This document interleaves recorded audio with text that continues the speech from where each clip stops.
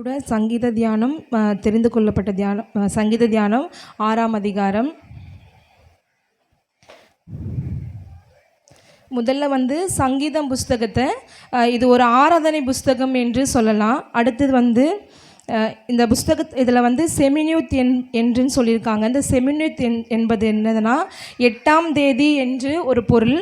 இதை ஒரு இசைமுறை, அப்படி இல்லைன்னா 8 நரம்பு கொண்ட ஒரு இசை கருவி, அல்லனா இசையில் 8வது படியாக இருக்கலாம் அப்படின்னு சொல்லியிருக்காங்க.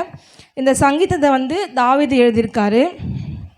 இந்த 6ஆம் சங்கீதத்தை நம்ம நிறைய குறிப்பிடலாம். இது ஒரு விண்ணப்பத்தின் சங்கீதம் அப்படின்னு சொல்லலாம். இக்கட்டில் தாவீது எழுதியிருக்காரு அப்படின்னு சொல்லலாம். இந்த சங்கீதத்தை 3 பகுதியாக நம்ம பிரிச்சுக்கலாம். முதலாவது பகுதியை தேவ கோபம் தன்னை விட்டு போகும்படி தாவீது செய்த ஜெபம். இது 1லேருந்து 4 வசனம் கர்த்தாவே, உம்முடைய கோபத்திலே என்னை கடிந்து கொள்ளாதேயும், உம்முடைய அக்கிரமத்திலே என்னை தண்டியாதேயும். ஃபஸ்ட்டு அவர் என்ன சொல்கிறாருன்னா, ஏசப்பா, நான் செய்த பாவம் எல்லாத்துலேயும் இருந்து என்ன பண்ணுங்க, தண்டிச்சிடாதீங்க அப்படின்னு சொல்கிறாரு. அடுத்தது என்மேல் இரக்கமாக இரும் கர்த்தாவே, நான் பலனற்று போனேன், என்னை குணமாக்கும் கர்த்தாவே அப்படின்னு சொல்கிறாரு. இந்த சங்கீதத்தை ஃபஸ்ட்டு பகுதி கோபம் தன்னை விட்டு போகும்படி அப்படின்னு சொல்லலாம்.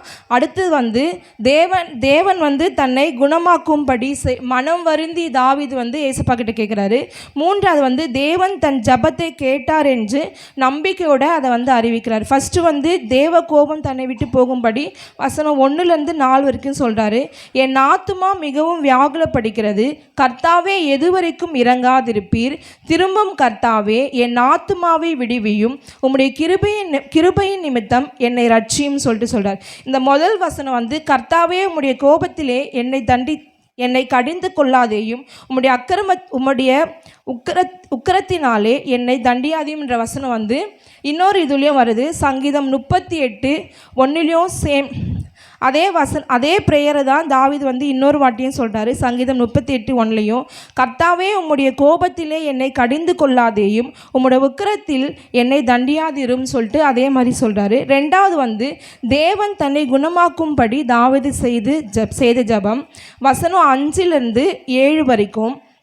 மரணத்தில் உம்மை நினைவு கூறுவதில்லை, பாதாளத்தில் உம்மை துதிப்பவன் யார்? என் பெருமூச்சினால் இளைத்து போனேன், முழுவதும் என் கண்ணீரால் என் படுக்கையை மிகவும் ஈரமாக்கி என் கட்டிலை நனைக்கிறேன். துயரத்தினால் என் கண்கள் குழிவிழுந்து போயிடுச்சு, என் சத்துருக்கள் அனைவர் நிமித்தமும் மங்கி போயிடுச்சு. இதில் சொல்கிறாரு, மரணத்தில் நினைவு கூர்வன் யார்? நான் செத்துட்டா உம்மை துதிக்க முடியாது, உம்மை மற்றவங்களுக்கு சொல்ல முடியாது அப்படின்னு சொல்லிட்டு தாவீது ஏசப்பா கிட்ட மனம் வருந்தி என்னை நீங்கள் குணமாக்குங்க, நீங்கள் என்னை குணம் பண்ணும்போது தான் நான் உம்மை துதிக்க முடியும், உம்மை பற்றி மற்றவங்களுக்கு சொல்ல முடியும்னு சொல்கிறாரு.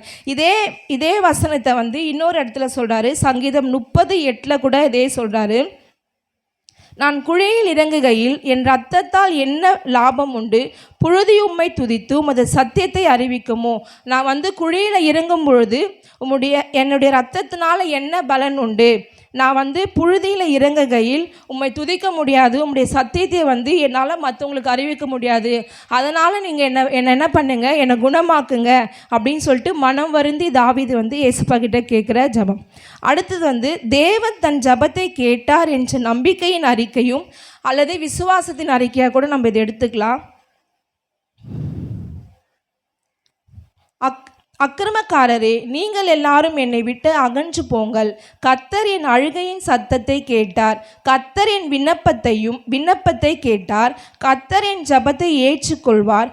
என் பகைஞர் எல்லாரும் வெட்கி மிகவும் கலங்கி போவார்கள், அவர்கள் பின்னாக திரும்பி சடிதிலே வைக்கப்படுவார். தாவீது ஃபஸ்ட்டு கோபம் தன்னை விட்டு போகணும்னு சொல்லிட்டு ஏசப்பா கிட்ட ப்ரேயர் பண்ணுறாரு. அடுத்தது என்னை குணமாக்குங்க, நான் மரண குழியில் இருக்கும்பொழுது உம்மை துதிக்க முடியாது, உம்மை போற்ற முடியாதுன்னு சொல்லிட்டு அடுத்து 2வது கேட்குறாரு. 3வது தன்னுடைய விண்ணப்பம் அவர் கேட்ட எல்லாத்துக்குமே கர்த்தர் எனக்கு ஒரு பதில் கொடுக்க போகிறாருன்ற நம்பிக்கை விசுவாசத்தினால தாவீது இந்த ப்ரேயர் பண்ணுறாரு. என்னென்ன பாருங்கள், இதில் ஒரு வசனம் சொல்லியிருக்கு. நான் என் பெருமூச்சினால் இளைத்து போனேன், முழுவதும் என் கண்ணீரால் என் படுக்கையை மிகவும் ஈரமாக்கி என் கட்டிலை நினைக்கிறேன். இந்த இடத்துல இருக்கிற நம்ம எல்லாருக்கும் இந்த வசனம் யூஸ் ஆகும்.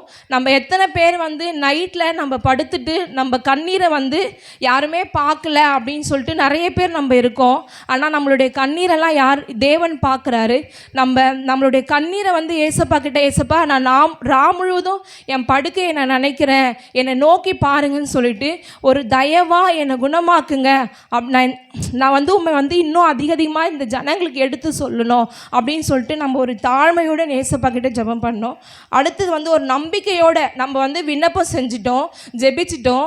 ஏசப்பா வந்து கண்டிப்பாக நம்மளுக்கு வந்து இதை செய்வாருன்ற ஒரு நம்பிக்கை, விசுவாசம் நம்மளுக்குள்ளே இருக்கணும். அதை தான் தாவீது வந்து இந்த 3வது பகுதியில் நம்பி சொல்கிறாரு, என் கர்த்தர் என் விண்ணப்பத்தை கேட்டார், கர்த்தர் என் ஜெபத்தை ஏற்றுக்கொள்வார், என் பகைஞர் எல்லாரும் வெட்கி மிகவும் கலங்கி போவார்கள், அவர்கள் பின்னாக திரும்பி சடிதிலே வெட்கப்படுவார்கள். கர்த்தர் என் ஜெபத்தை கேட்டுட்டாருன்ற நம்பிக்கையில் அவர் சொல்கிறாரு, எனக்கு எதிராக வர பகைஞர் எல்லாரும் வெட்கப்பட்டு போவாங்க அப்படின்னு சொல்லிட்டு சொல்கிறார். நம்ம இன்னொரு வசனம் கூட பார்க்கலாம். மார்க்கு 11ஆம் அதிகாரம் 24வது வசனத்தில் கூட சுப்ரியாய் சொல்லியிருக்கு.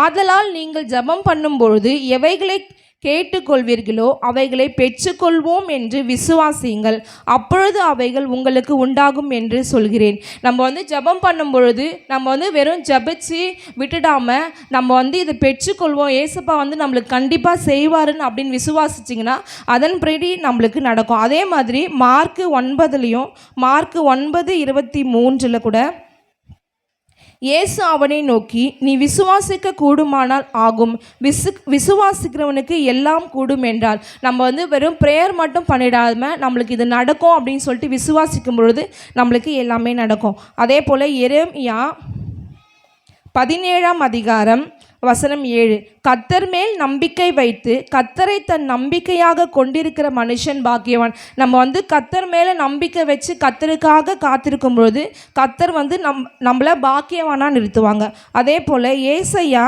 26ஆம் அதிகாரம் 3வது வசனம்,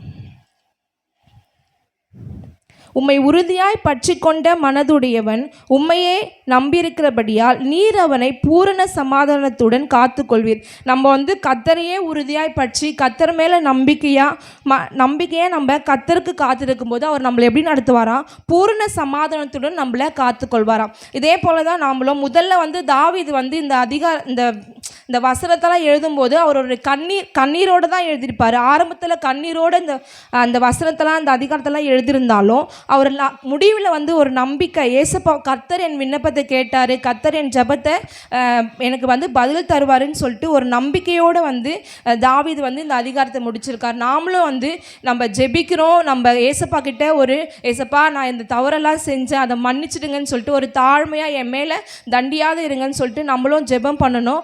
அடுத்து வந்து ஏசப்பா நம்ம ஜெபத்தை கேட்டுட்டாரு, நம்மளை வந்து எல்லாத்தையும் மன்னித்து நம்மளை ஏற்றுக்கொள்வாருன்ற விசுவாசத்தோடு நம்ம வந்து ஜெபிக்கும் பொழுது தேவன் வந்து நம்மளுக்கு கண்டிப்பாக பதில் தருவார். அதே போல் இந்த சங்கீதத்தில் வந்து ஜெபமும் விண்ணப்பமும் அப்படின்னு சொல்லிட்டு ஒரு சில புத்தகங்கள்லாம் எழுதியிருக்கு. சங்கீதம் 3ஆம் அதிகாரம் முதல் 6ஆம் அதிகாரம் வரை, அதுக்கப்புறம் 13ஆம் அதிகாரம், 43ஆம் அதிகாரம், 54ஆம் அதிகாரம், 67ஆம் அதிகாரம், 69ஆம் அதிகாரம், 70ஆம் அதிகாரம், 79, 80, 85, 86, 88, 90, 102, 141, 142, 143 இந்த அதிகாரம்லாம் வந்து தாவீது வந்து ஜபத்தோட கூடிய விண்ணப்பங்களாக வந்து இதை எழுதியிருக்காரு. கர்த்தர் தாமே இந்த வசனத்தை ஆசீர்வதிப்பார்.